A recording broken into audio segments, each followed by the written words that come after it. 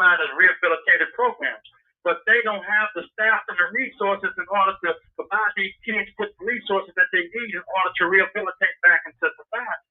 So what they're doing, they're making up these makeshift programs classified as MTC, which is Management Training Corporation programs, and they sticking these inmates in these programs as an anger management and an AA program, and they don't have nothing to provide to these individuals just to allow them to get up and speak for 5 minutes, and that's it, with a curriculum that's backdated to the last 20 years ago, and that's it. So now these kids don't have nothing to hold on to, man. So what do? They forced to turn to drugs. They forced to turn to gang violence. They forced to turn to other things that's negative because they don't have nothing here in the system that's helping them to reintegrate back into society now. So now they forced to turn to drugs, man. So what else can they do? My question is this: how is the drugs getting in there? If the visitors that's coming in there are being searched and everything, how is it getting in there? Well, I believe that I believe that some of the staff have a contribution of that. This is why they were supposed to pass out the body cams. January, in fact, they were supposed to pass them out before that, but then they changed it to January, and they still haven't done this because they know, for one, the officers would quit, and they already know that, man, if I wear this body cam, they're going to see everything I do, so that's going to put them in a spot. They're way.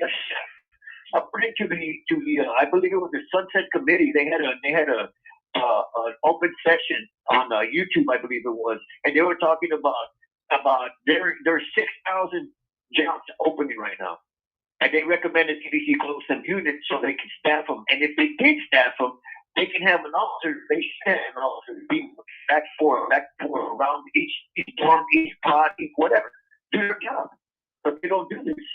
They don't have no incentive. They expect the offender to do that for them.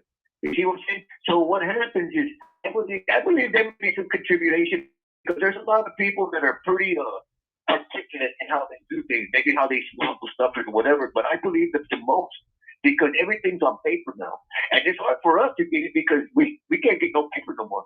Our letters have to go straight to Dallas, and it goes to a mail system processing center, and we get it on our tablets.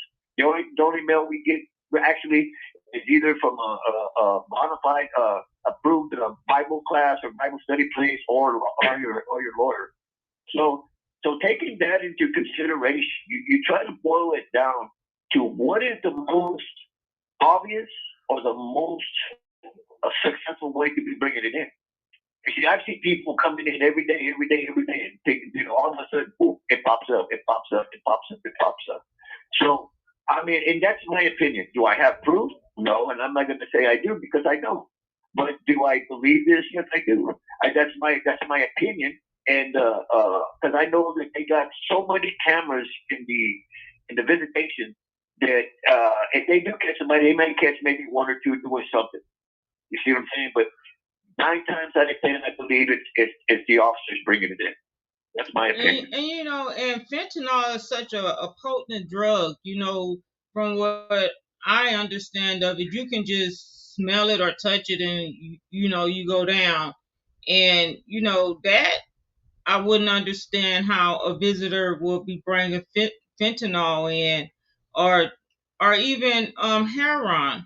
I heard one of the mothers had posted on a group that they had shut down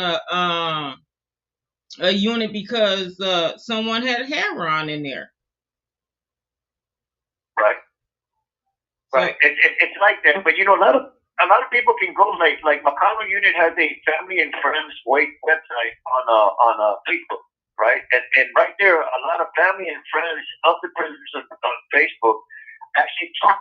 They have family on the unit, McConnell Unit, actually talk about a lot of stuff that's going on in here. So if people don't believe it, they can either go out there and just Google McConnell and the Facebook and see everything that's going on. They're also because a lot of these families that I hear, because I don't ever have access to it or nobody tells me, but the people who do, they do tell me that this is what they talked about. They were talking about this new policy that they just implemented and saying how wrong it is. But it's hard for anybody to do anything about it. What can we do? I mean, yeah, I can file a grievance and say, hey, look, you're violating under the Texas Constitution. We're the only ones. Texas has a privilege included in there where it's not included in the United States Constitution. So in all actuality, everything that I've earned by doing my time in a positive way, right? I earned that privilege. So if you take away